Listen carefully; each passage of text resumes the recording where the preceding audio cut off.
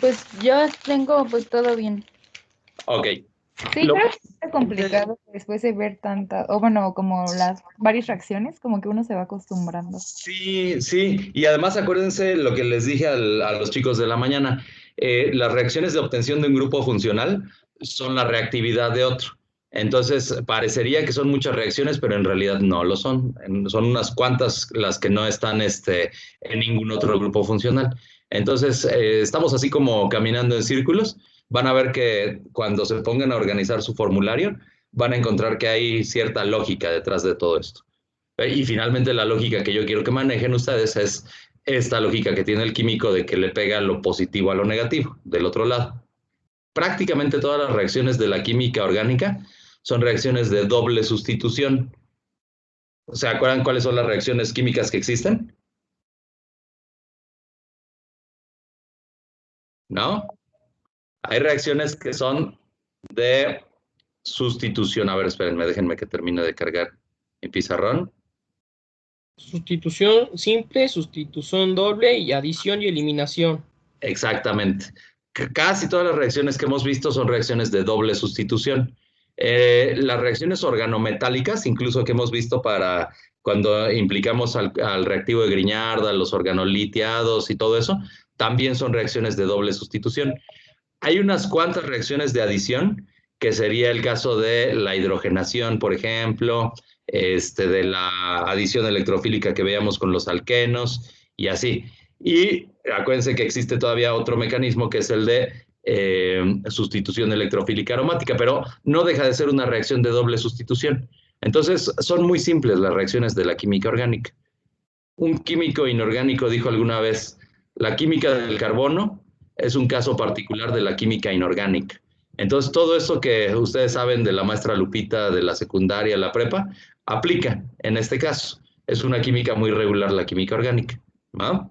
Bueno, vamos a continuar entonces. De las cetonas, las únicas dos reacciones que me faltaron de ver son la séptima, que debido a lo que me dice su compañera sería la reacción 6, ¿no? Se llama reacción de Cannizzaro.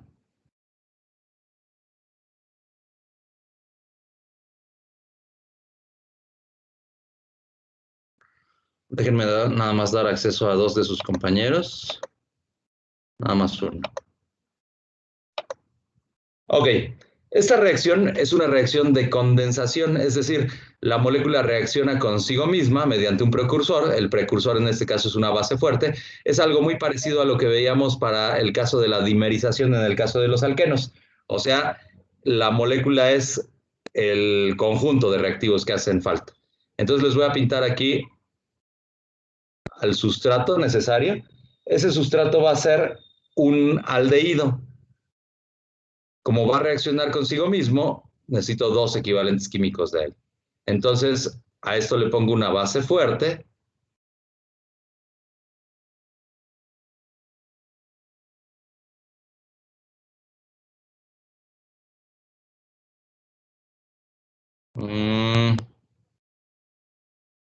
Y cámara. Voy a tener un par de compuestos. Uno va a ser el alcohol que proviene de este aldehído y el otro va a ser la sal de ese ácido. Entonces, la sal sería esto, un O menos. Si no tuviéramos un medio básico, entonces formaríamos al ácido carboxílico, el producto de la oxidación de ese aldehído. Pero como el medio es básico, entonces tenemos la sal del ácido. Y como segundo producto vamos a tener al alcohol correspondiente. Entonces este carbono va a ganar otro hidrogenito, o sea, este es el que ya tenía, va a ganar uno más, este es el bracito que ya tenía, y esto se va a convertir en un oxidrilo. Ajá. Entonces es un par, sal de ácido, alcohol. Déjenme ponerles algunos ejemplitos. Por ejemplo, el formaldehído que reacciona consigo mismo en presencia de una base fuerte, hidróxido de potasio.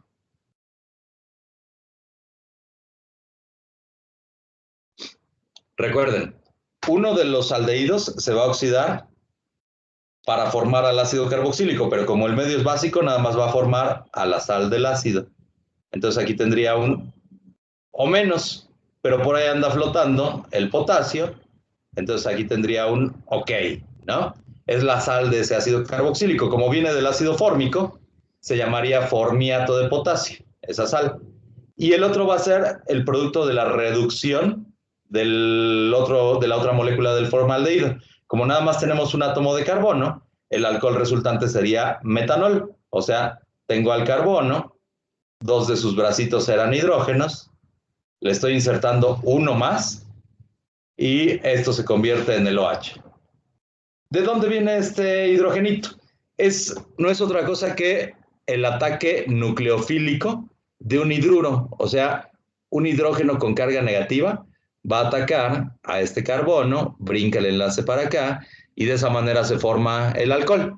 ¿Va? Entonces forma un par, sal de ácido, alcohol. Otro ejemplito. Déjenme nada más ponerles la condición para que ocurra la reacción. Condición. No deben existir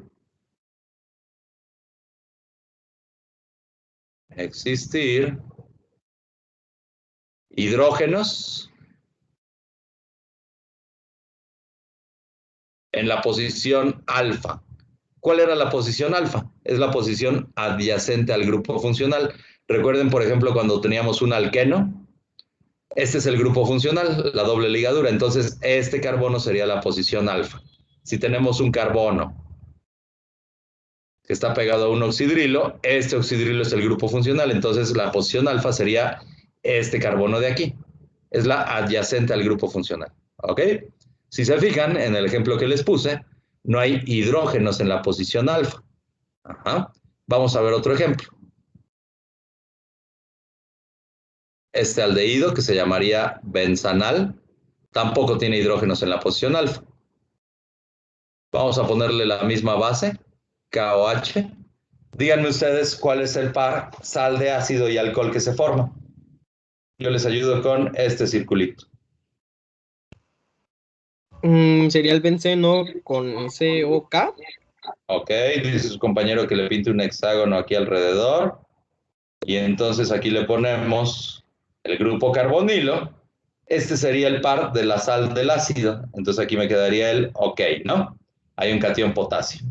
¿Y quién sería el alcohol? Sería el benceno con un COH. No, porque lo estamos reduciendo al grupo aldehído para que se convierta en alcohol. Entonces aquí quedaría CH2OH.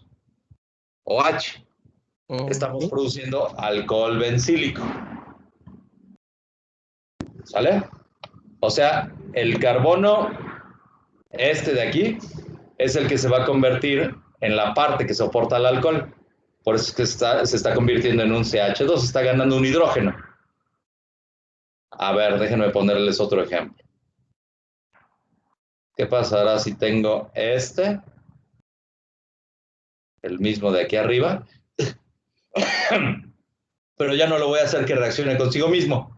Voy a hacerlo que reaccione con este otro alcohol. No, con este aldehído. Se llamaría neopentanal. Y como base le voy a poner ahora la misma, hidróxido de potasio.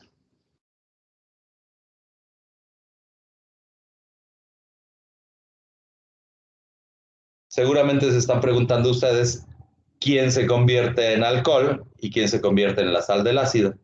Bueno, en este caso, todos los productos posibles se obtienen.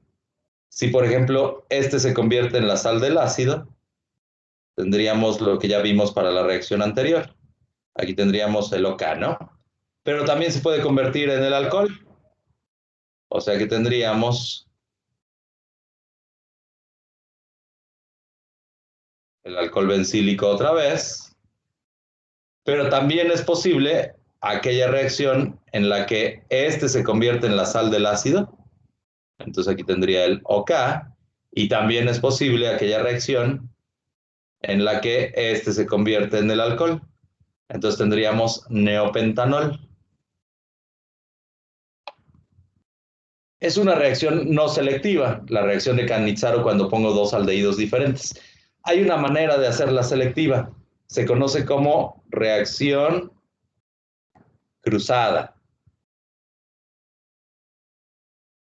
Sigue siendo la reacción de Cannizzaro. Entonces le voy a poner aquí entre paréntesis de Cannizzaro. Esa reacción cruzada ocurre cuando uno de los dos aldehídos es el formaldehído. Le puedo poner cualquier otro. Vamos a poner otra vez como ejemplo a este, el neopentanal. Y de esa manera, solo la molécula del formaldehído es la que se convierte en la sal del ácido. Entonces aquí otra vez tendría al formiato de potasio más el otro forzosamente se va a convertir en el alcohol. Entonces tendría al neopentanol. Reacción cruzada. ¿De acuerdo? ¿Dudas, chicos? ¿Ninguna? Bueno. ¿Qué pasó? No, que ninguna. Órale, pues. Déjenme admitir a Zoe Ortega. La reacción 8. Es una reacción muy parecida a la que vimos para la halogenación de la posición alílica en el caso de los alquenos. De hecho, fíjense que esto se parece mucho a un alqueno, entonces esperamos que la reactividad sea muy parecida, salvo por el caso de que tenemos una diferencia de polaridad importante entre carbono e hidrógeno, pero las reacciones son prácticamente las mismas, casi todas son reacciones de adición. Entonces, esta reacción ocurre para la halogenación de cetonas. Voy a pintar a la acetona de esta manera.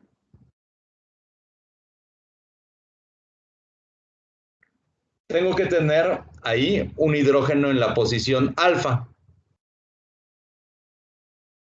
O sea, la posición adyacente al grupo funcional. Como este es el carbono alfa, el carbono adyacente, entonces los hidrógenos que estén pegados a él serán hidrógenos alfa. Ok, nada más hace falta que le ponga un halógeno y la reacción procede en medio ácido o en medio básico. De esa manera, ese hidrógeno alfa es reemplazado por el átomo del halógeno.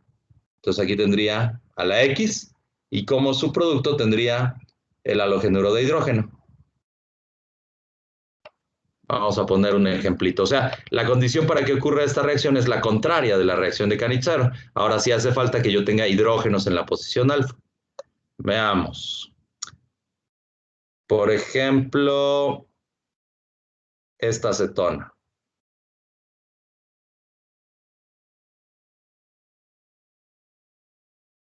Déjenme cambiarles. Bueno, la ponemos así. Ahí está. Le pongo bromo y le pongo un medio básico, pues puede ser hidróxido de litio.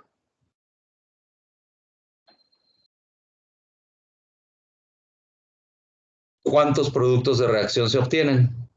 Yo les ayudo con este palito.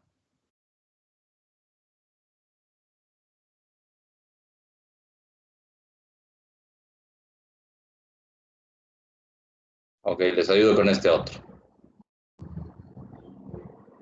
Con este. Un doble enlace con el oxígeno lo ponemos. Este hexágono con un círculo adentro lo ponemos. Y aquí tendría un halógeno. Sería el átomo de bromo. Desde luego, fíjense que tengo dos hidrógenos reemplazables en la posición alfa. Entonces, si yo le pusiera aquí dos equivalentes de bromo, tendría que ocurrir la dibromación. A ver, se los voy a cambiar tantito. Pongo eso mismo, pero ahora voy a poner otro metileno aquí.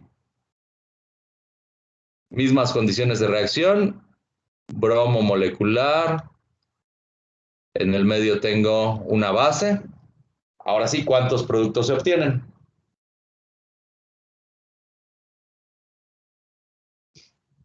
¿Serían dos? Dos. Uno en el que tengo que la bromación ocurre en esta posición.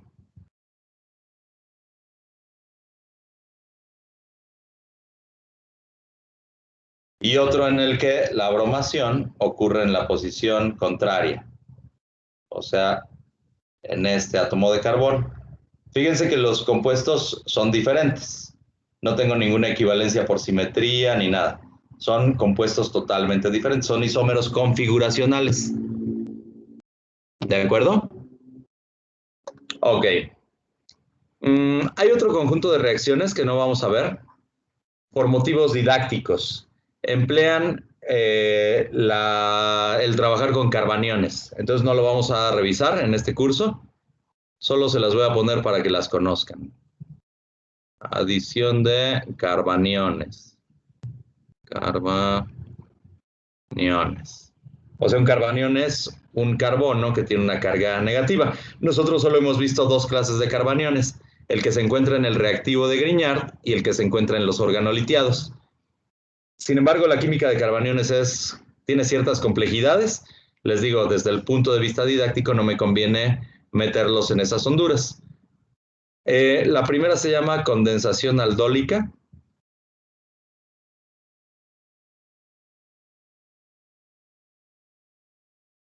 Hay otras reacciones de ese tipo. Las voy a poner aquí como reacciones relacionadas. Reacciones relacionadas. Y la tercera se llama reacción de Wittig.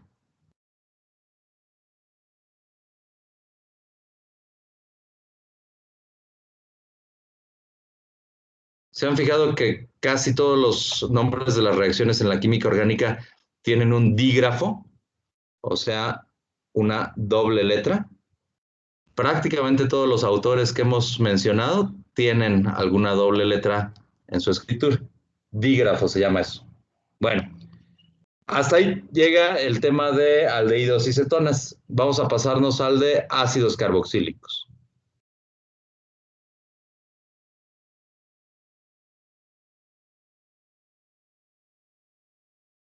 Un ácido carboxílico tiene esta estructura. Profe, Dígame. cuando vemos las reactividades y todo, ¿cómo sabemos de qué lado debe ir el doble enlace? A ver otra vez, ¿para un ácido carboxílico te refieres? No, es que también con lo de cetonas y aldehídos. Aldehídos y todo eso, ajá. Ajá.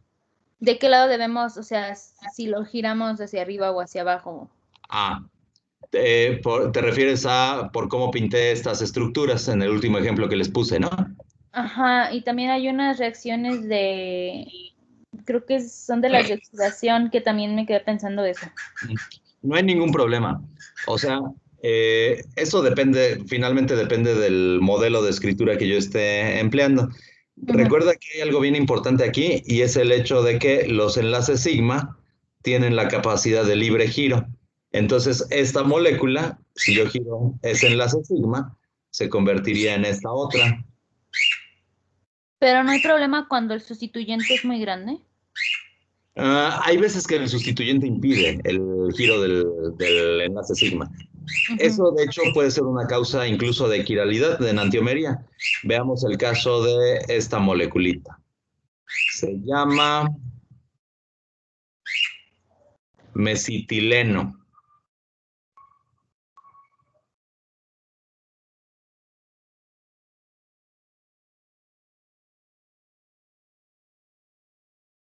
Fíjate, aquí tenemos que todos estos enlaces sigma podrían estar girando.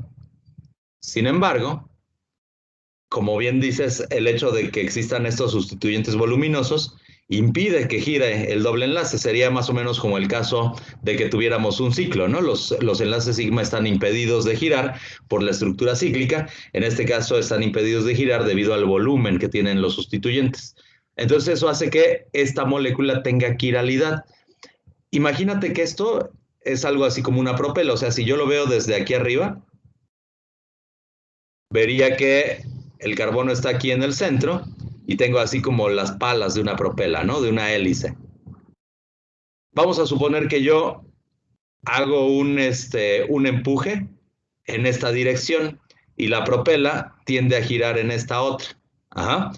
¿Cómo girará la propela para la molécula especularmente opuesta? O sea, para el reflejo en el espejo. Pues hacia el otro lado. Hacia el otro lado, ¿no? O sea, si una propela empuja hacia un lado, desplaza hacia un lado, su imagen especular tiene que desplazar hacia el lado contrario. Entonces, eso es una causa de quiralidad. Como bien dices, si los enlaces sigma no pueden girar, eso podría ser una causa de quiralidad. Pero es bien raro. ¿Va? Hacen falta sustituyentes demasiado voluminosos.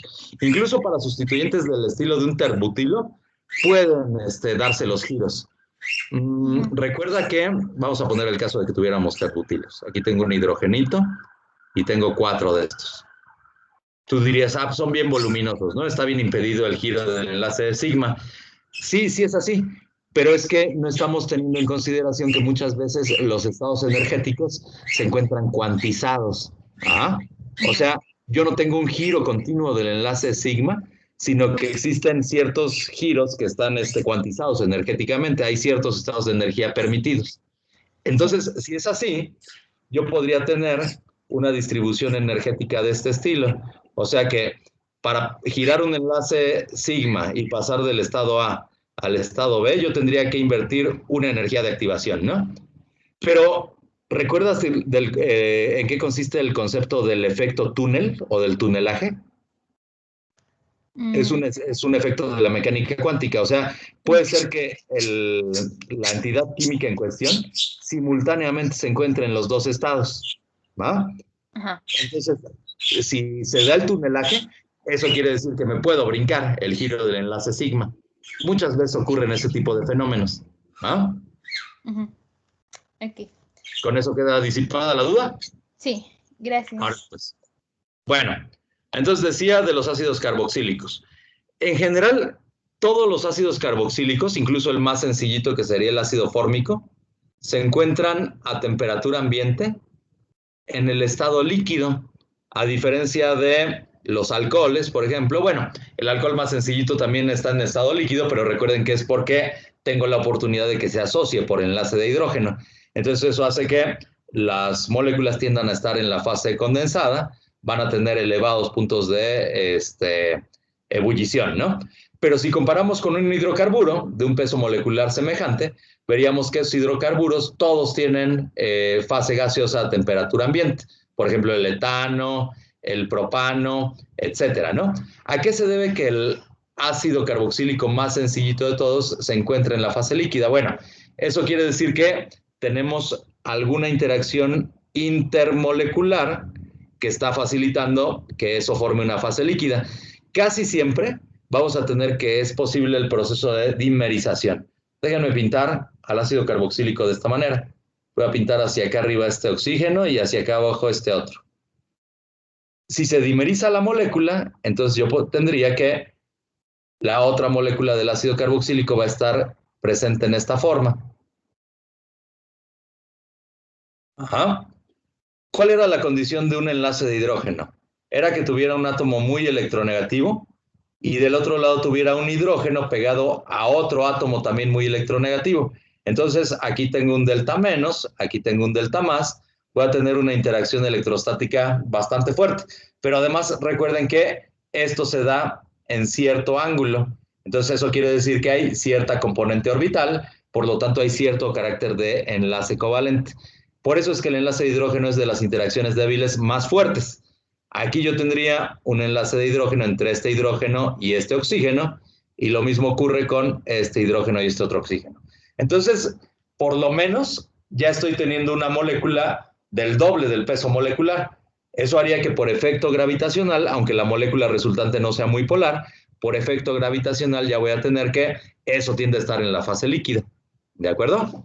Entonces, el más simple de todos, que es el ácido fórmico, ya se encuentra en la fase líquida y en general todos tienen altos puntos de ebullición. Ahora, ¿cuál es el nombre correcto de los ácidos carboxílicos? Este que tenía un solo átomo de carbono sería un derivado del metano, entonces se llamaría ácido metanoico. El que sigue, que tiene 2 átomos de carbono, sería un derivado del etano, entonces se llamaría ácido etanoico. El que sigue se llamaría propanoico, después butanoico, pentanoico, etc. Sin embargo, esos son nada más los nombres IUPAC. Como los ácidos carboxílicos se conocen desde el mundo antiguo, prácticamente todos tienen nombre trivial, y ese nombre trivial tiene que ver con de dónde se obtienen. Entonces, este ácido metanoico se conoce como ácido fórmico. ¿Por qué? Porque vienen de, bueno, hormiga significa, se escribe fórmica, entonces ácido fórmico es así como el que proviene de las hormigas, ¿no? Recuerden que el veneno de las hormigas se encuentra estabilizado en una solución de ácido fórmico, o sea, el ácido fórmico es el vehículo para mantener al veneno de la hormiga. No quiere decir que el ácido fórmico sea el veneno de la hormiga, es el vehículo nada más. De hecho, la mayoría de los insectos utilizan al ácido fórmico debido a su estabilidad termodinámica como vehículo para soportar al veneno. Entonces la abeja, por ejemplo, también tiene un veneno soportado en ácido fórmico, pero lo que constituye en sí el veneno de la abeja es un compuesto totalmente diferente. Por eso es que muchas personas que creen en la medicina naturista piensan que el veneno de abeja tiene algunas propiedades terapéuticas y así, ¿no? Pero no es lo mismo utilizar el veneno de cualquier sabandija. O sea, les digo, el veneno es una cosa y el vehículo en el que se soporta ese veneno es el ácido fórmico.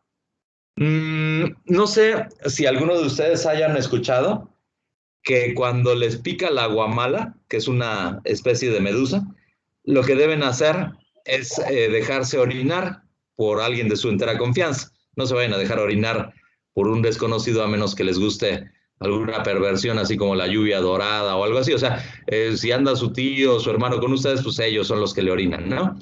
¿A qué se debe esa creencia? ¿Será una leyenda urbana o será cierto?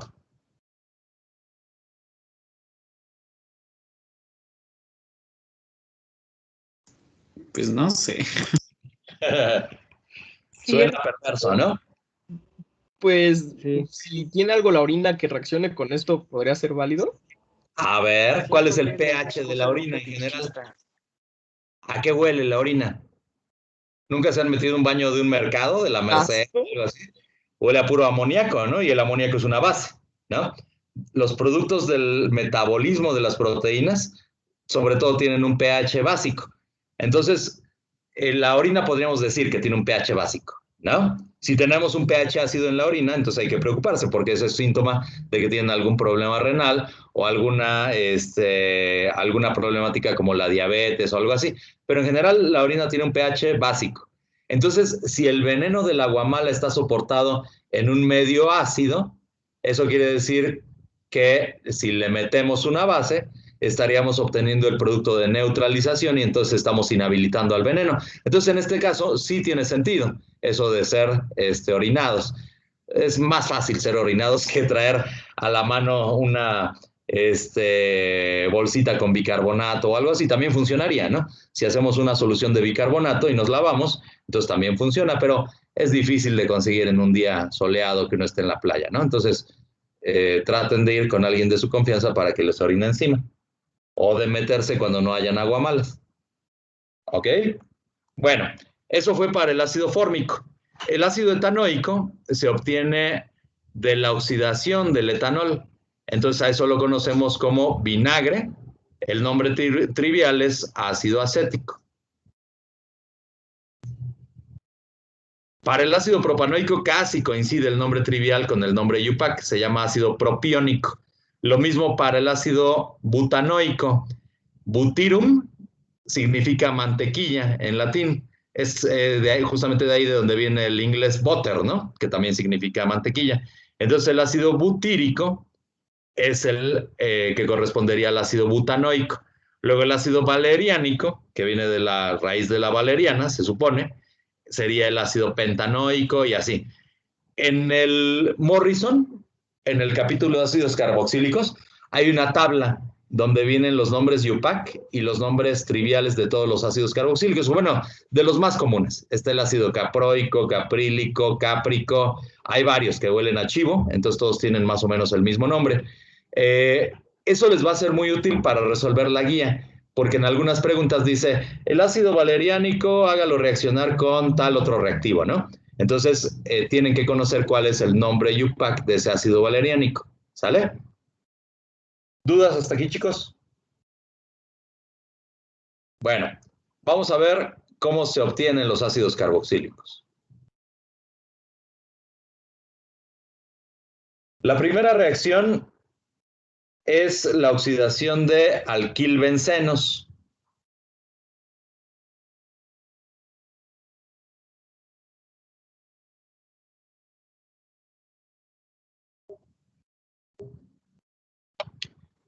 Así la van a encontrar en los libros de texto.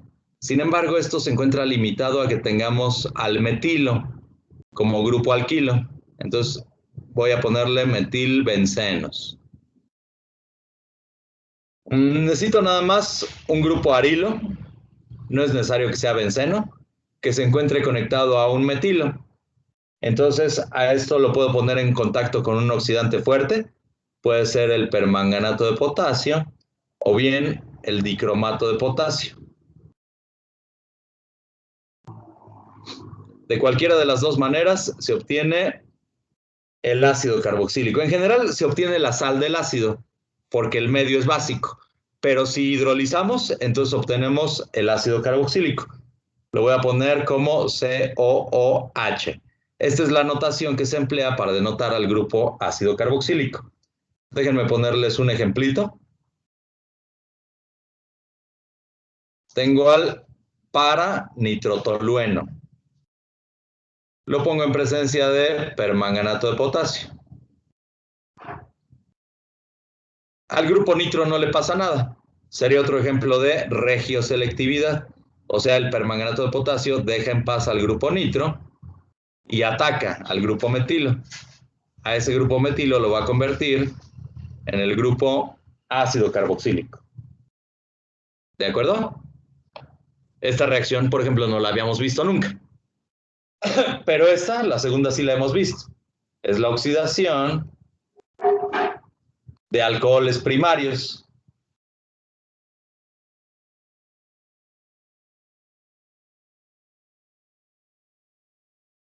¿Se acuerdan que les había dicho que un alcohol primario, si lo oxido suavemente, llega a un aldehído, y si al aldehído lo oxido, llego al ácido carboxílico? Pero también de entrada puedo utilizar un oxidante fuerte y entonces llego directamente al ácido carboxílico. Esta es la reacción que les voy a presentar a continuación. Un oxidante fuerte es el permanganato de potasio o el dicromato de potasio. Voy a representar al alcohol primario de esta manera. Entonces le pongo aquí KMNO4 o K2CR2 o 7, de cualquiera de las dos maneras, oxido al metileno y eso se convierte en el grupo ácido. ¿Ah? Déjenme ponerles un ejemplito.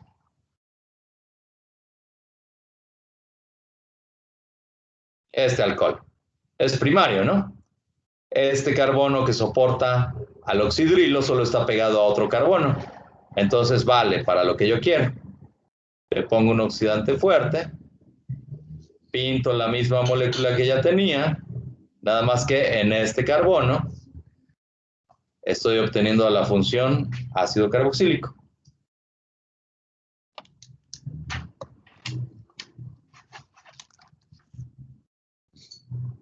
Esta reacción no la habíamos visto tampoco. Se llama carbonatación del reactivo de Grignard.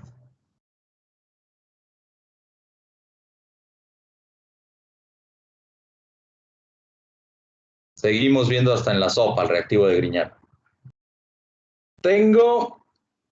Vamos a preparar el reactivo de Grignard. Repasamos cómo se preparaba. Partía todo de un halogénuro de alquilo. A este lo ponía en presencia de magnesio metálico, de ahí se obtenía el reactivo de Grignard, que es un compuesto organometálico. Ok, ya que lo tengo, lo voy a poner en presencia de CO2. Y de esa manera se va a obtener primero la sal del ácido, que sería COOMGX, pero si a esta sal la hidrolizo,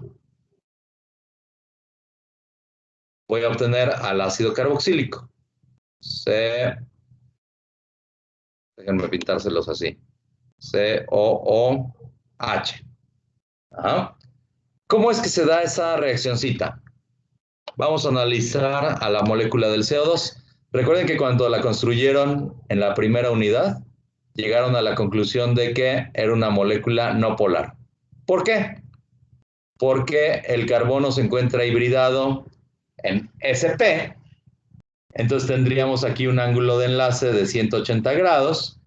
Esperaríamos que este oxígeno jale densidad electrónica por efecto inductivo, pero lo mismo hace este oxígeno de acá. Entonces la resultante del momento dipolar para el CO2 tiene que ser de 0 Davis. ¿Cómo explicamos el hecho de que el CO2 sea entonces soluble en agua? Que lo es, porque si no, no serían posibles las bebidas como el Peñafiel, la Coca-Cola, etcétera. Simplemente es una solución de CO2 en agua. Bueno, ahorita regresamos a eso. Pero déjenme decirles que se parece mucho a esta reacción que les voy a poner. Voy a pintar al reactivo de Grignard aquí. Si yo rompo este enlace, ¿quién se queda con los electrones? Se los queda el carbono, porque por definición el magnesio es un átomo electropositivo. O sea, en este carbono yo estaría formando un carbanión. Ahora, el hecho de que estos oxígenos jalen densidad electrónica hacen que este carbono sea un centro de carga positivo. Pues ya está. Pegamos lo negativo de un lado con lo positivo del otro. Este carbanión me ataca al átomo de carbono. El doble enlace de uno de los oxígenos se abre y llegaría a esto. Llegaría al carbono con un O-. Ahí se pegó la R del carbanión y aquí tengo el doble enlace con el otro oxígeno. ¿Ah? Ese oxígeno es negativo, pero por ahí anda nadando este magnesio que es positivo. Entonces, de ahí se formaría la sal que les puse arribita. Tendríamos un X, magnesio, oxígeno. Ajá. Y al momento en que hidrolizo, me deshago de el compuesto iónico y llego al ácido carboxílico. O sea, me quedaría COR, OH. Es algo muy parecido a lo que ocurre con la molécula del CO2 y el agua. La voy a pintar de nuevo aquí. Voy a disociar al agua en su protón ácido y el anión oxidrilo. Otra vez aquí centro de carga positivo, el oxidrilo ataca este carbono, se abre el doble enlace, entonces de aquí pasaría a esto. Aquí tendría uno menos, pero como ahí anda nadando este protoncito ácido, se neutraliza la carga eléctrica. ¿Cómo se llama esto? Se llama ácido carbónico. Por eso es que el agua mineral tiene un sabor así como acidito. Está disociándose ese ácido carbónico en el protonácido. Entonces, por eso es que nosotros tenemos el receptor molecular y lo sensamos como una sensación de agrio, ¿no? Ahora, ¿ustedes creen que el agua mineral realmente viene de los manantiales de Peñafiel, de Evian, de Topo Chico, de Coyame y así? Ni madres. Todo viene justamente, este es el proceso industrial para la elaboración del agua mineral. Simplemente se burbujea dióxido de carbono en el agua. De esa manera la obtenemos. Ahora, ¿por qué al momento en el que destapamos la Coca-Cola? Déjenme pintarles aquí la botella. Más o menos, ¿no? Parece así como ponen en las caricaturas. ¿Por qué será que al momento en el que la destapamos suena el psst? Eso tiene que ver con algo que vamos a revisar en fisicoquímica. Se llama ley de Henry. Lo que me dice la ley de Henry es que la presión parcial del soluto, en este caso es el CO2, es igual a una constante, se llama constante de Henry, por la concentración. O sea que si yo destapo la tapa rosca o la corcholata, lo que sea, estoy disminuyendo súbitamente esta presión parcial. Por lo tanto, en la solución se tiende a disminuir la concentración del soluto, del CO2 en la disolución. Entonces, el CO2 tiende a abandonar la solución, ¿va? Por eso es que la Coca-Cola rápidamente pierde gas, o el agua mineral, lo que sea, en especial el agua mineral suelta más rápidamente al CO2, ¿no? Cuando se destapa. Hay muchas travesuras que pueden hacer con este tipo de cosas. No sé si hayan visto, por ejemplo, en el YouTube, que hay muchas travesuras en las que uno le pone mentos a la Coca-Cola y así. ¿Lo han visto? Sí, también la que es la pasta de elefante o pata de elefante. Por ejemplo. Ajá. ¿A qué se deberá? Lo único que está ocurriendo es que tenemos una reacción que se encuentra en equilibrio. O sea, el ácido carbónico está en equilibrio entre esta estructura y esta otra. Si aumentamos la presión, vamos a estar favoreciendo a esta estructura, pero si la disminuimos, vamos a favorecer a esta otra. Entonces, hacemos que súbitamente la molécula se vuelva no polar otra vez. Ya no se puede disolver en el agua, que es un disolvente polar, entonces tiende a abandonar el sistema de la solución, ¿va? Por cierto que no es necesario ni que sea Coca-Cola, es cualquier bebida que tenga CO2 disuelto, puede ser agua mineral o refresco de cualquier sabor, y tampoco es necesario que sea Mentos. De hecho, lo único que está ocurriendo ahí es que el azúcar desplaza al CO2 del medio de reacción, porque el azúcar es más afín al agua, dadas las polaridades que los dos tienen, ¿no? El azúcar es un compuesto polar, el agua también. Entonces, si metemos un compuesto polar, vamos a saturarlo y vamos a hacer que el agua rechace a los compuestos que sean no polares. Por eso es que rechaza el CO2. ¿Ah? Es nada más una cuestión de solubilidad selectiva. De hecho, si le pusiéramos una cucharada de azúcar, haríamos que la reacción fuera muchísimo más violenta que si le ponemos una pastilla de mentos o de lo que sea. ¿Ah? Ok.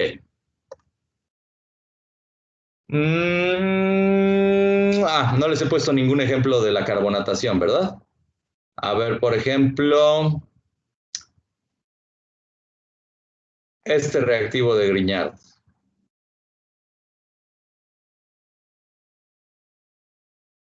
¿En qué ácido carboxílico se convierte si pongo CO2? Primero se convertiría en, vamos a analizar la reacción con la estructura para que no haya pierde. Esta sería la parte que ataca a este centro de carga, ¿no? El enlace se abre. Entonces tendría que, tengo aquí el OMG-BR, este otro sigue siendo doble enlace con el oxígeno y ahí se pega la R. Entonces la R es, en este caso, el anillo aromático. Después de que hidrolizo, tendría que se obtiene el ácido carboxílico. ¿Cómo se llama? ¿Ácido benzoico o bencílico? Se llama ácido benzoico. Porque acuérdense que este fragmento se llama bencilo, ¿no? Entonces, si le pongo la parte del ácido, se llamaría ácido benzoico. Lo que pasa es que este carbono es parte de la cadena, ¿no? Por eso se llama ácido benzoico.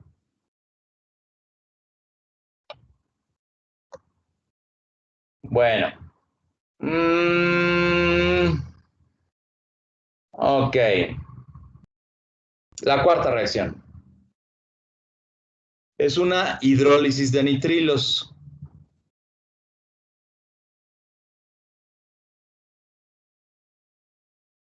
Esta reacción aparece en el video pasado. Para obtener al nitrilo tenemos que hacer reaccionar una acetona con el anión cianuro. Y ya que lo tenemos, recuerden que el nitrilo es el grupo ciano, puede estar en la presentación de un compuesto alifático o bien en la presentación de un compuesto aromático. Se llaman nitrilos como grupos funcionales, ¿va? Entonces, si lo pongo a esto en presencia de agüita de coco, casi siempre el medio es ácido, pero puede ser básico también. Entonces, ácido o base. Llego a la hidrólisis del nitrilo. Tendría la R. Este carbono va a ser el que tenga el grupo funcional ácido carboxílico.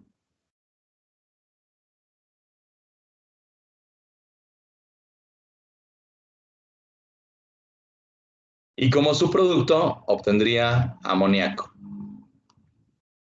Entonces, a ver si vieron el video de la clase pasada.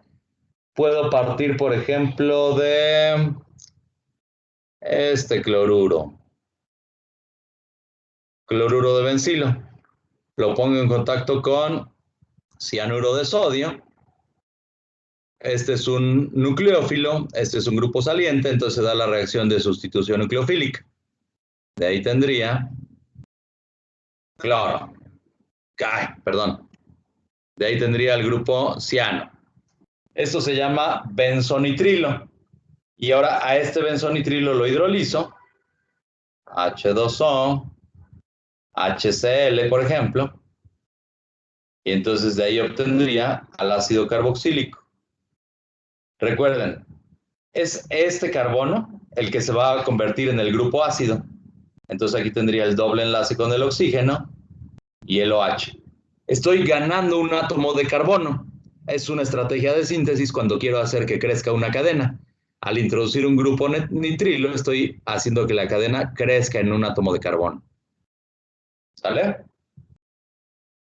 Por cierto, ¿cómo se llamaría este ácido carboxílico?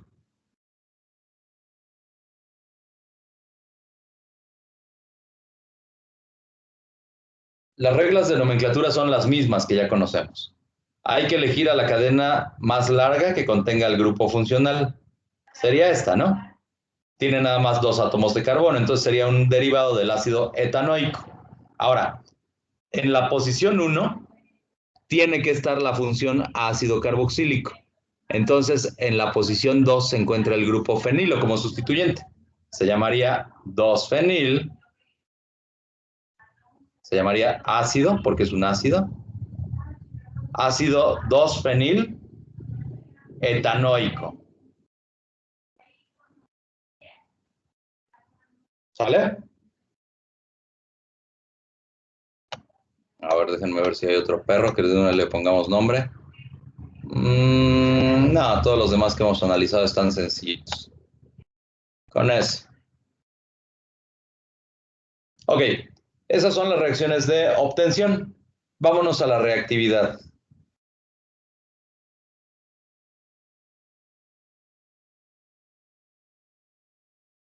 La reacción más importante es la acidez. Sería la formación de sales.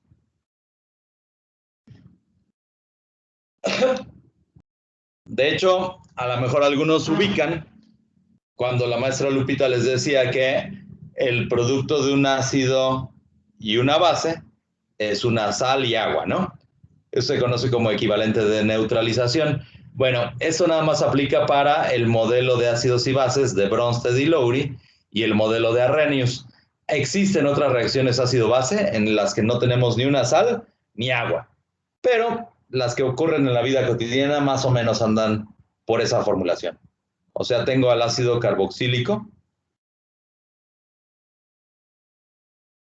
Casi siempre las reacciones son reversibles. Se obtendría la sal del ácido. Déjenme representarla mejor así.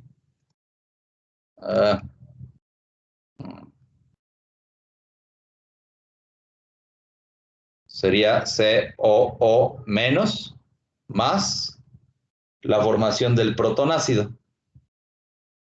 Vamos a ver algunos ejemplos.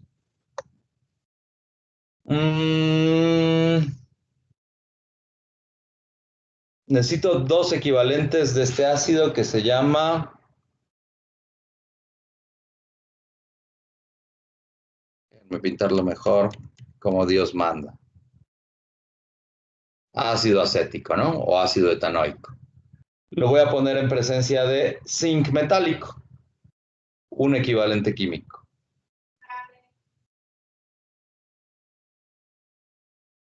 ¿Cuál sería la sal del ácido? sería CH3CO, O, que se enlaza con el zinc. Pero el zinc es divalente. Por eso es que necesito dos equivalentes químicos de este. Del otro lado, voy a formar esta moleculita. Esta reacción es muy parecida a la que ocurre para formar el nalpalm, pero no les voy a decir nada de eso porque no quiero que anden haciendo travesuras. Y de aquí se libera hidrógeno molecular. También es una forma de producir hidrógeno, nada más que otra vez.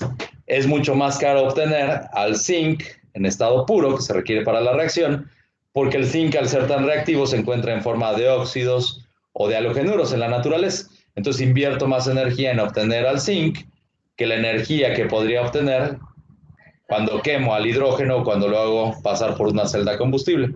No es una reacción que sea conveniente para la producción de hidrógeno. ¿Ah? A ver esta otra reaccioncita. H3, un grupo metileno que se repite 10 veces y COOH. ¿Cómo se llama este ácido?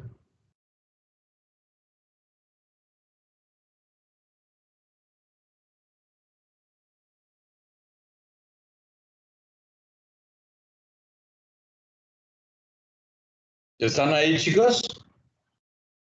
Sí. ¿Cuántos Sí, profesor. átomos de carbono tiene la cadena? Tiene 14. ¿Qué 14?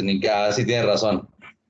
14. Uno es este y los otros 13 son estos de acá. Tiene una formación lineal la estructura, entonces se llamaría ácido. ¿Qué más? N. ¿Cómo? Tiene 12. Sí, tiene 12. Ah, sí, cierto, Sí, ¿no? porque este es de que hay 3 hidrogenitos, ¿no? Sí, cierto. Entonces sería Sí, cierto, son 12. dodecanoico. Dodecanoico. Ah, N, dodecanoico. Ah, qué caray. Dodecanoico. Se parece mucho al que se utiliza para hacer los detergentes. Es el ácido dodecilsulfónico. Nada más que en lugar de tener aquí la función COOH, tiene la función SO3H. Esta es la materia prima para casi todos los detergentes que son biodegradables. ¿Ah? Ok. Ah, y no me han dicho que se obtiene de aquí.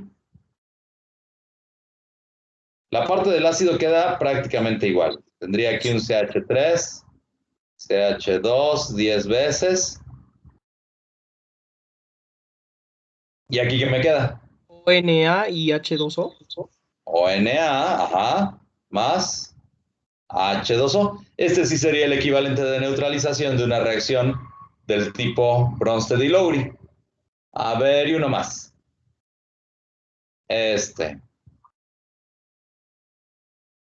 Otra vez el ácido benzoico, pero esta vez le voy a poner este compuestito.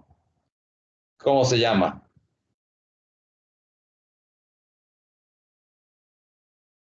Pues sería el benceno con CO. Espérame. ¿Cómo se llama este compuestito de acá?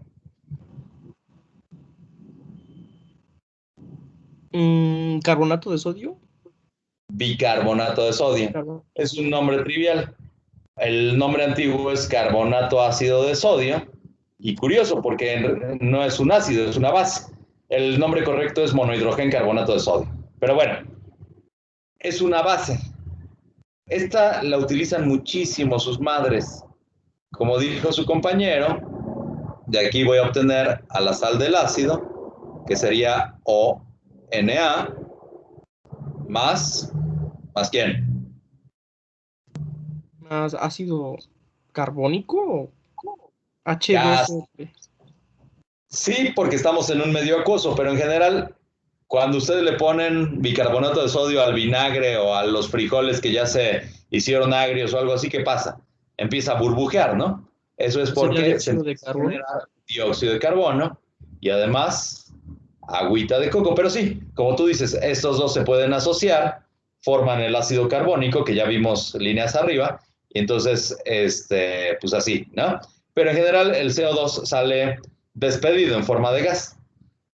les decía que esta reacción la ocupan sus madres en la cocina porque justamente lo que están haciendo es neutralizar a los ácidos carboxílicos. Los ácidos carboxílicos se obtienen de la oxidación de los azúcares.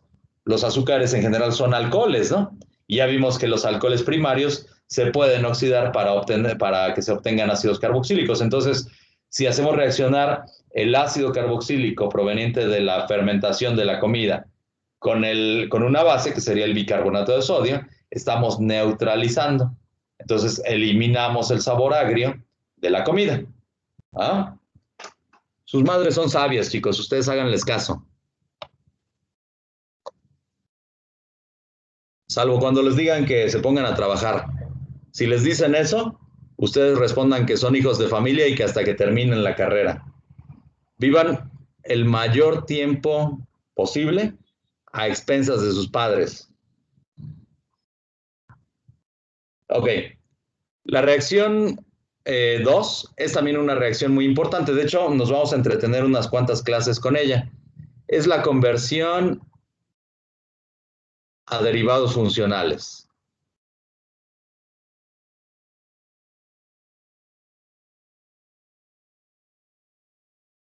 De hecho, vivir a expensas de sus padres, chicos, no les impide viajar, tener novio y todo eso. Por supuesto, no vayan a ir a meter al novio o la novia a la casa de sus papás. Me refiero si quieren vivir en pareja. O sea, ahí sí espérense a vivir solitos, porque si no, pues su relación va a chafear, ya sea la relación con sus padres o la relación con sus parejas. Pero sí vivan ustedes ahí en sus casas, terminen la profesión y ya cuando la terminen, se salen y se dedican a vivir sus vidas. Ok, en esta reacción yo tengo al ácido carboxílico y lo voy a poner en presencia de un nucleófilo. Al nucleófilo otra vez lo voy a representar como una Z. Recuerden que el nucleófilo tiene que tener un par de electrones libres por lo menos. Entonces, de esa manera, se da la sustitución nucleofílica, se queda el nucleófilo ahí y sale el oxidrilo que se va a asociar con alguna otra cosa. Entonces, dependiendo de quién sea el nucleófilo, es el grupo, el derivado funcional que se obtiene del ácido. Entonces, aquí les voy a poner que Z puede ser un grupo cloro, puede ser un grupo OR, que me daría un éster, o puede ser un grupo amino, que me daría una amida. ¿Ah? Los derivados funcionales entonces son cloruros de ácido,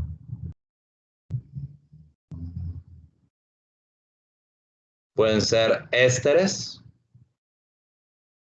pueden ser amidas. Y hay dos más, los anhidridos y las imidas. Las vamos a ver en unas cuantas clasecitas. Pero vamos a empezar con los cloruros de ácido.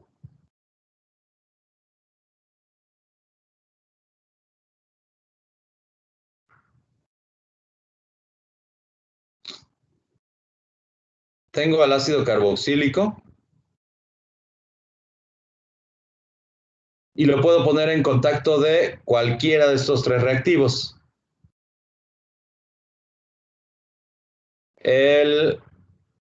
Ay, se me acaba de olvidar cómo se llama este. Se llama cloruro de tionilo. Cloruro de tionilo. Creo que sí se llama cloruro de tionilo. O bien puede ser el tricloruro de fósforo o triclorofosfina, o puede ser el pentacloruro de fósforo. De cualquiera de las tres maneras se va a obtener el cloruro de ácido, que es esta cosa. Depende de quién de los tres hayamos elegido, sería el tipo de subproducto que se forma. Por ejemplo, si agarramos al cloruro de tionilo, los subproductos serían dióxido de azufre más HCl. Si agarramos al tricloruro de fósforo, triclorofosfina, tendríamos al ácido fosforoso. Y si agarramos al pentacloruro de fósforo, sería el óxido de la triclorofosfina, POCl3, más HCl.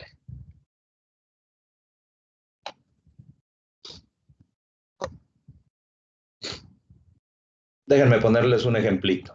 3 ejemplos.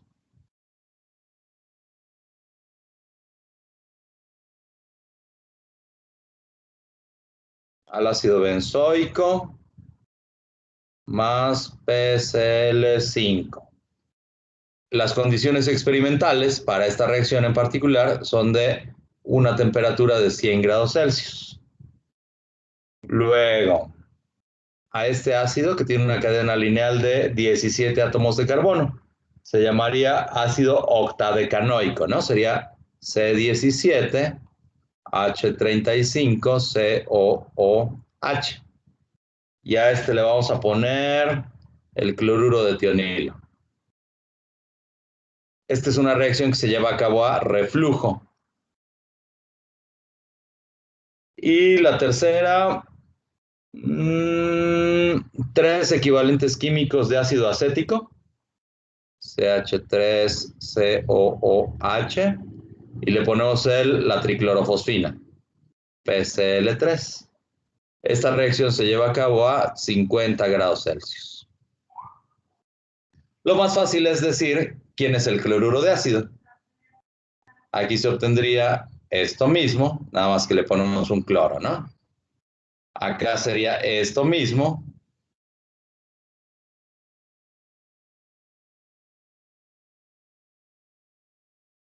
De esta manera, perdón, aquí me equivoqué. De esta manera se puede representar al cloruro de ácido, ¿no? Y acá tendríamos al ácido acético, que ahora se convierte en el cloruro de etanoilo. No hay que confundir al cloruro de etanoilo, que es este, con el cloruro de etilo, que sería este de acá. El cloruro de etilo es un halogenuro de alquilo. El cloruro de etanoilo es un derivado funcional del ácido carboxílico. Este se llamaría cloruro de benzoilo. ¿Ah? Y este de acá se llamaría cloruro de octadecanoilo. ¿Ah? Y lo que cambia son los subproductos. Si a este lo pusimos a reaccionar con el pentacloruro de fósforo, entonces aquí tendríamos PoCl3 más HCl. Acá tendríamos SO2 más HCl. Y acá tendríamos el H3PO3 como su producto.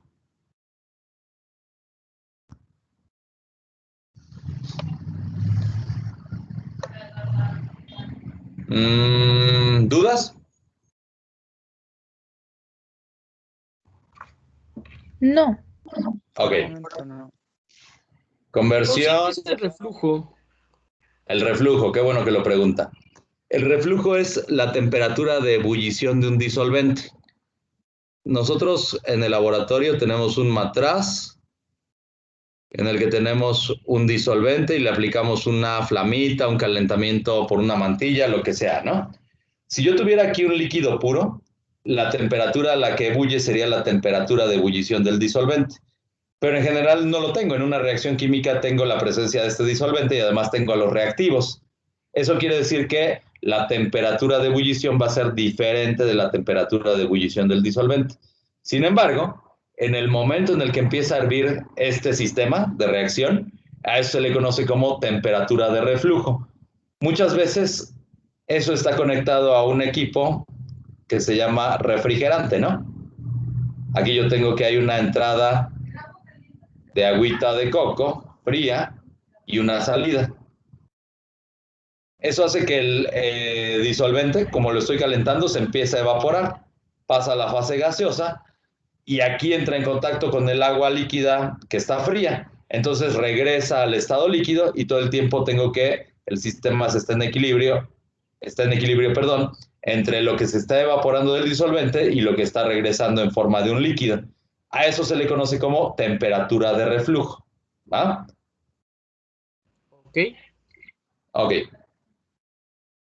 Bueno, entonces la siguiente reacción es conversión a ésteres.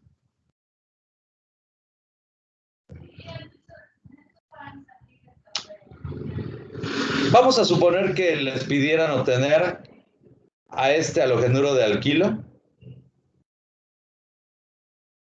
utilizando cualquiera de estas tres metodologías. ¿Cuál emplearían en la industria?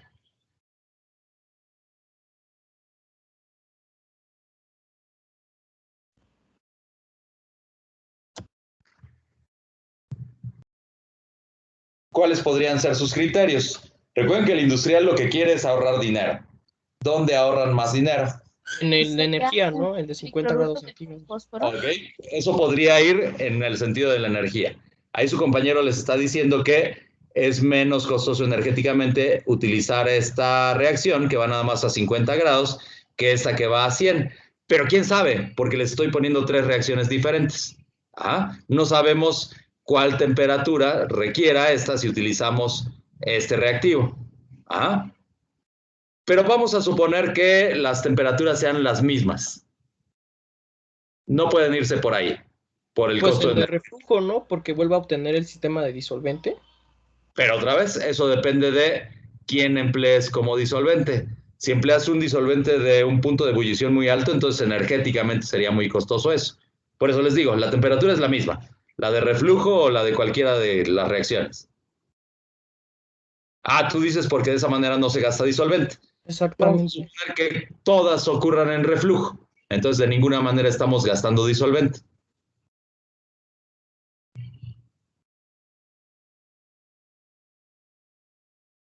Fíjense en los productos. Este de acá es soluble en el medio de reacción. Este otro de acá también es soluble en el medio de reacción. O sea, estarían formando una solución del lado de los productos. Y estos dos ¿Salen en forma gaseosa? salen como gases. Entonces, en estas dos reacciones, Tendrías que separarlas. tendría yo que estar gastando tiempo, dinero y esfuerzo en aplicar algún método de separación. Mientras que aquí no. Aquí yo tengo que los subproductos salen como gases, entonces ya me estoy quedando con el puro compuesto que yo quiero. Siempre ese va a ser el criterio para producir un compuesto químico. El invertir lo menos que se pueda en procesos de separación. ¿Va? Ok. Conversión a ésteres. Tengo el ácido carboxílico y lo voy a poner en presencia de un alcohol. Lo voy a representar como una R' OH. La reacción puede proceder en medio ácido. También en medio básico puede proceder. De hecho, casi siempre es una reacción reversible. Entonces, de ahí obtendría un éster. Este oxígeno de aquí es el nucleófilo, tiene pares libres. Entonces, este va a atacar a este carbono, sale de ahí el oxidrilo. Entonces, ¿quién tendría como su producto?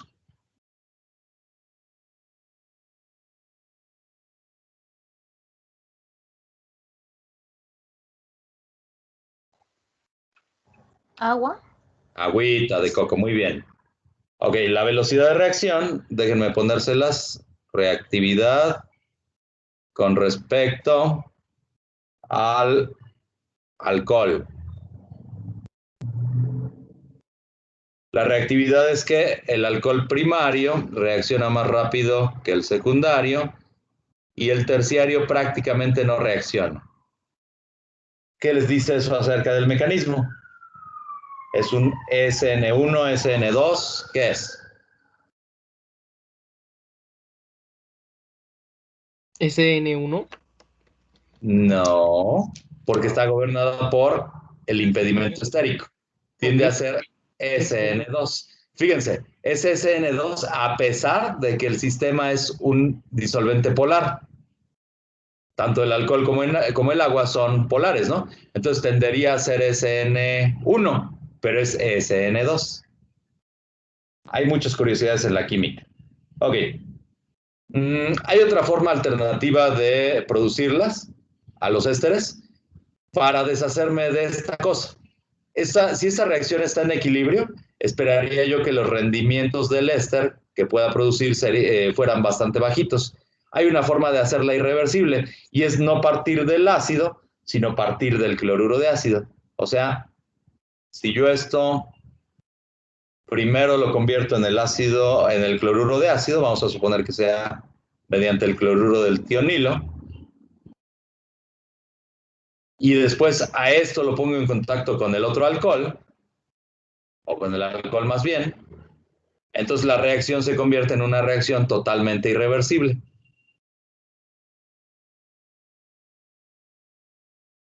¿Quién sería en este caso el subproducto?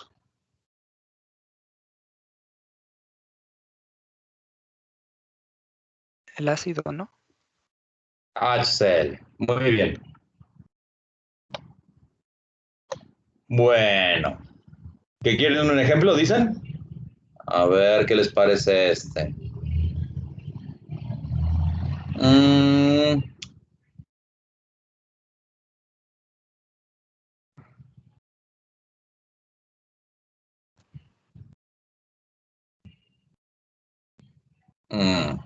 Habíamos quedado que este no funcionaba, ¿verdad? Porque la reacción tendía a ser SN2.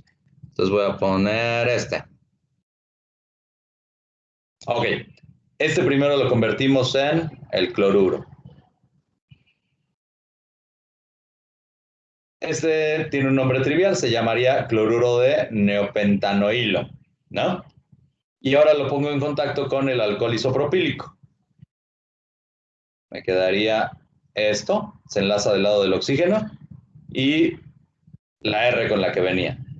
¿Cómo se llama esto como éster? Los ésteres se llaman fulanoato, es esta parte, y esta parte es de menganoilo. Menganoilo. Entonces, si esto venía del neopentanoato, se llamaría neopentanoato de isopropilo o de isopropanoilo. Los dos nombres son correctos.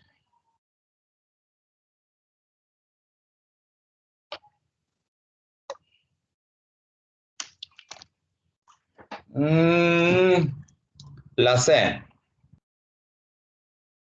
es la conversión a amidas. Otra vez tengo al ácido carboxílico. Otra vez lo convierto en el cloruro.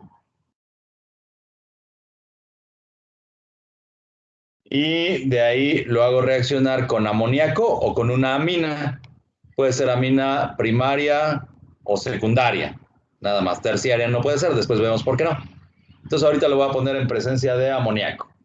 De ahí se obtendría RCONH2 más HCl.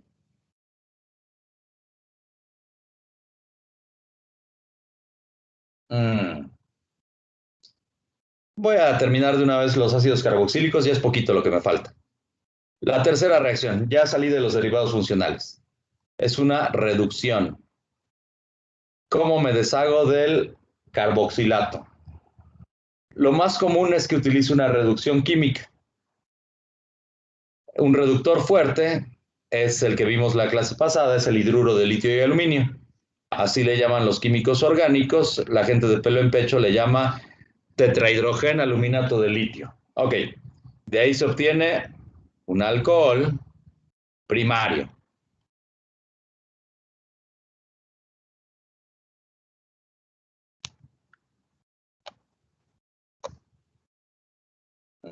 Les voy a pintar cuáles los intermediarios de reacción con un ejemplo. Son 4 equivalentes químicos de el alcohol neopentílico, no, del ácido neopentanoico. CH3, 3 veces, CCOOH. Necesito 3 equivalentes químicos del hidruro de litio y aluminio. LiAlH4. Esta reacción se lleva a cabo en éter como sistema disolvente para estabilizar a los intermediarios de reacción, que sería este, CH3, 3 veces, CH2O. Esto 4 veces. Hay 4 de estos que están rodeando al átomo de aluminio.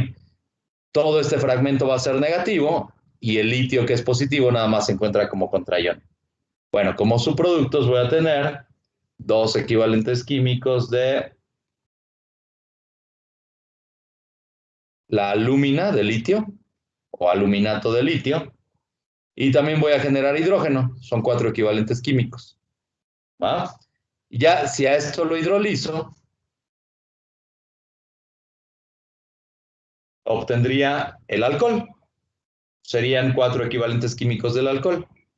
O sea, 4 veces CH3, 3, C, CH2, OH. ¿Ah? Esa fue la reducción química. La cuarta reacción es una sustitución en un grupo arilo o en un grupo alifático. La sustitución en el arilo ya la conocen. Es la halogenación. A ver, espérenme tantito.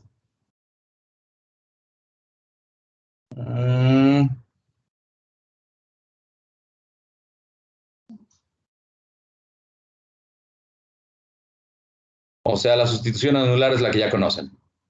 Se lleva a cabo en algún compuesto aromático. Recuerden que el grupo COOH es un desactivante.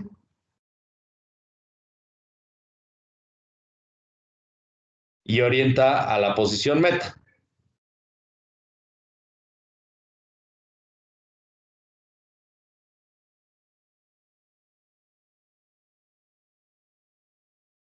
Estas reaccioncitas ya las conocimos, ¿no? Pero la importante es la sustitución sobre un grupo alifático. Esta no la habíamos visto.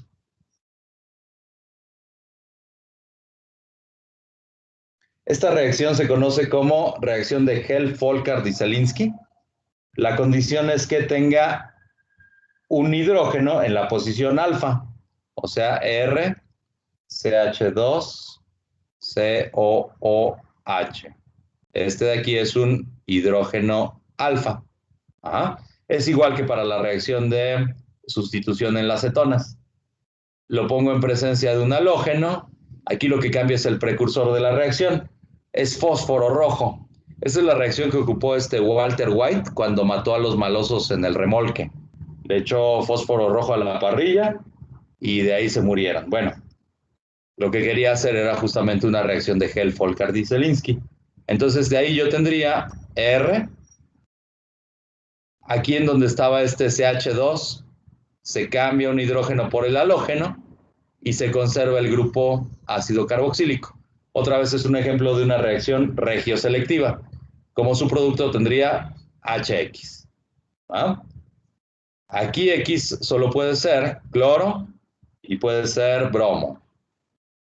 Y como les decía, se conoce como reacción de Hell. Está chido apellidarse Hell, ¿no? Infierno. Sí.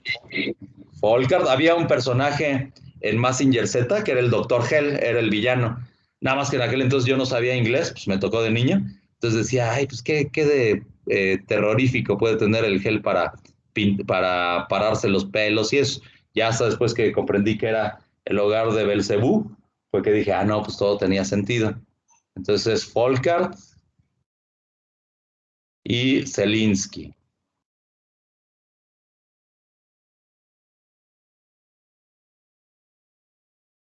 Ok. A ver, por ejemplo, ácido acético. Lo ponemos en presencia de bromo y fósforo. ¿Cuál es el compuesto que se obtiene? Vamos a ponerle 3 equivalentes químicos. CBr3COOH. Ajá. Tendríamos que 3 bromos se pegan en la posición alfa.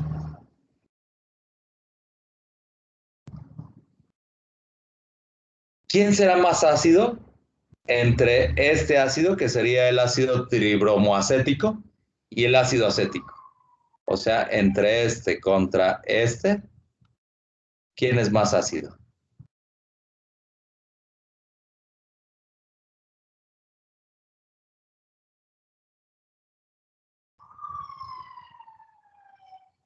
¿Por qué son ácidos los ácidos carboxílicos? Porque liberan al protonácido, ¿no? O sea, lo que estamos haciendo es romper este enlace. La ruptura va a ser heterolítica. ¿Dónde es más fácil romper ese enlace? Eso les diría quién es más ácido. Vamos a analizar el efecto inductivo. Los grupos bromos son electroatractores. Por efecto inductivo están jalando toda la densidad electrónica del sistema hacia ellos mismos. O sea que este enlace de aquí se está debilitando. Este sería más ácido que este otro. ¿Ah? Ahora, entre este y este otro,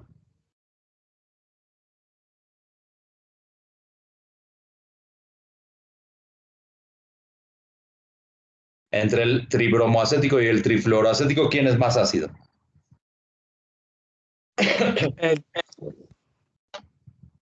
¿Cuál?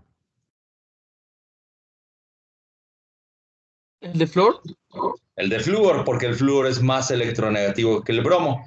Entonces jala con mayor ímpetu la densidad electrónica, debilitando cada vez más a este enlace. Y entre este y este, a ver, déjenme pintárselos.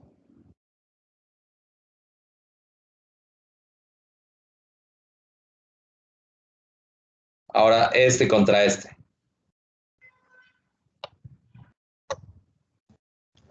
¿Sigue siendo el de fluo, el trifluor? Sí, porque el efecto es aditivo. Si tengo 3 flúors, van a jalar más que 2 flúors nada más. ¿Va? De hecho, este ácido, el trifluoroacético, ahí se va en la fuerza ácida con el ácido clorhídrico. Es un ácido bastante fuerte. ¿Va? A ver, y entre este trifluoroacético, es más, vamos a otro motivo de comparación. Vamos a poner este contra este.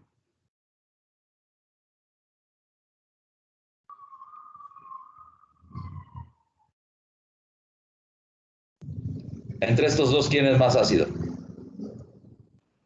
¿El de abajo? De hecho, no, es el de arriba. ¿Por qué? Recuerden que el efecto inductivo es una interacción coulombica. ¿Y de quién dependía la fuerza de acuerdo con la ley de Coulomb? Dependía del producto de cargas entre el cuadrado de la distancia, es decir, decrece rápidamente con respecto de la distancia. Si yo estoy teniendo un cloro que se encuentra más alejado, está disminuyendo su efecto inductivo con la distancia. Entonces, este es más ácido. A ver, ahora entre este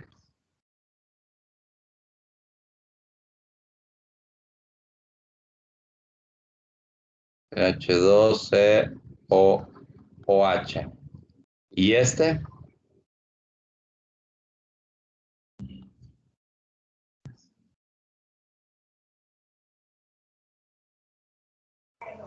El de la derecha es más ácido. esta es una pregunta mañosa. La verdad es que ahí se van. Ajá. Como el efecto inductivo decrece rápidamente con la distancia, la regla empírica me dice que a una distancia de 5 carbonos ya no se siente más. Entonces sería más o menos lo mismo que si tuviera cualquier grupo alquilo. Entonces ahí se van en la fuerza ácida. Déjenme ponerles nada más un ejemplo más. Entre el ácido acético, CH3COOH, contra el ácido neopentanoico.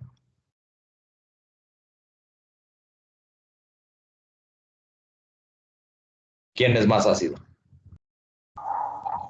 ¿Sería el de la izquierda por la cantidad de hidrógenos? No por la cantidad de hidrógenos, hay algo más. ¿Se acuerdan cuál era el efecto que tenían los grupos alquilo? Ya no eran electroatractores, sino que ahora son electrodonadores. O sea, todos ellos meten densidad electrónica por efecto inductivo y entonces este enlace de acá se está fortaleciendo. Entonces el ácido acético tiene que ser más ácido que el ácido neopentanoico. ¿Va? Es un efecto contrario del que tiene un grupo electroatractor. ¿Sale? ¿Dudas con esto, chicos? ¿Ninguna? No. ¿Todo bien? Sí, profe. Creo que es repasar. Órale, pues. Está bien. Entonces, vamos a dejarle aquí, chicos. Nos vemos hasta el siguiente martes. Aquí terminamos con los ácidos carboxílicos. Las siguientes clases voy a estar analizando sus derivados funcionales y después las aminas. Y con eso terminamos el curso. Está Ok. bien. Vayan, por favor, echándole galleta a la guía de estudios. Ya pueden resolverla prácticamente toda. ¿Sale? Bueno, Está bien. Sí, sí, sí. Sí, nos vemos perfecto. el martes, chicos. Cualquier duda, ahí estoy a sus órdenes. Sé que no han visto todos los videos, perdón, hay una disculpa por no haberles dado clases. Sé que no todos han tenido tiempo para verlos. Entonces, véanlos, por favor, los que no los hayan visto, y exprésenme las inquietudes que tengan ahí en el chat general. Ahí estoy a su servicio.